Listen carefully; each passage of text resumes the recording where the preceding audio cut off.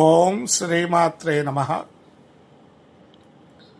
వివాహమైన వధువు మొదటి ఆషాఢ మాసంలో అత్తగారింట్లో ఉండరాదు అని పెద్దలు చెబుతారు.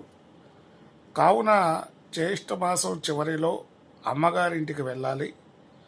నూతన వధువు ఆషాఢ మాసం కొరకు అమ్మగారి ఇంటికి వెళ్ళేందుకొరకు మంచి రోజులు తెలియజేస్తూ ఉన్నాను.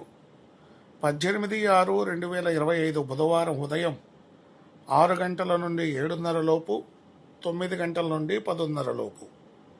21/6/2025 శనివారం ఉదయం 7:30 నుండి 9 గంటల లోపు, ఉదయం 10:30 నుండి 12 గంటల లోపు, మధ్యాహ్నం 3 గంటల నుండి 5 గంటల లోపు.